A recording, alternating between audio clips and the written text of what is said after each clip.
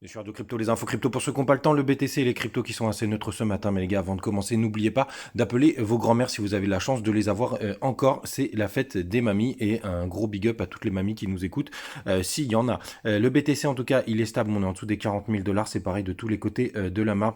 Il y a juste un petit XRP qui nous pousse 2,6%. Et on a dans le bas du tableau Atom qui continue de corriger et TRX qui se réveille un peu plus ce matin avec 3%. Les gars, il se passe pas grand-chose sur le marché aujourd'hui, donc je vais surtout répondre à plein de questions que vous m'avez posées.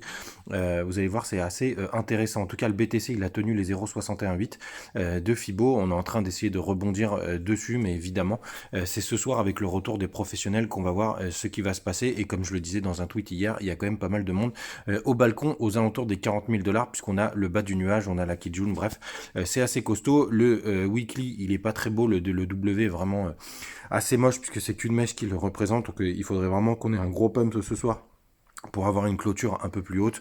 On va voir ce que ça donne avec le retour des professionnels. Donc la première question que j'avais eue concernant le BTC, c'est à mon avis quelles étaient les zones de baisse maximales. Donc il y a une grosse zone, comme je répondais, à 36 600 dollars qui correspond au 0,676 pardon, 78,6 putain je vais y arriver. Mais on a quand même un bon support là actuellement et après il y a la zone des 30K, ce qui est psychologique et je pense que le plus bas pour moi est aux alentours des 26 27 000 dollars. Sinon, la suite des questions, les gars, des nouvelles de Artrade.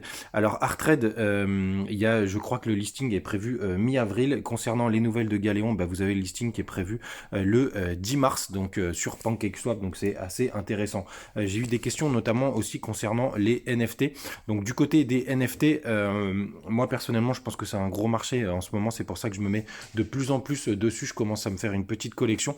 Je vous l'avais dit d'ailleurs dans une vidéo. C'est pour ça aussi que je vous invite à regarder cette vidéo sur NFT Metabella parce que je pense que ça peut être sympathique vu la communauté qu'il y a. Et concernant Winkiverse, effectivement, leurs petits bots, ils ont l'air sympathiques, mais j'avoue que je me suis pas trop penché dessus. Les ICO, les gars, parce que j'ai eu pas mal de questions.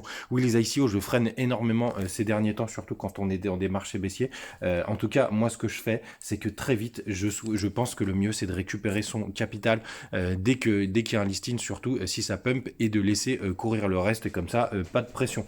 Non, je ne gagne pas d'argent sur TikTok, puisque j'ai eu la question il n'y a pas longtemps, et je voulais vous montrer, en gros, YouTube, ça rapporte 50 balles par mois pour un petit YouTuber comme moi, avec les vidéos. Et dernière question, parce que je l'ai eu, oui, je suis bien sur AI Marketing, j'ai posé 150 dollars, et ça vaut 800 dollars aujourd'hui, mais j'avais prévu de faire une vidéo, mais tant qu'on ne peut pas débloquer les retraits, je ne le ferai pas. Voilà les gars, n'hésitez pas à poser d'autres questions en commentaire, je pense que ça vous a intéressé tout ça, et à demain.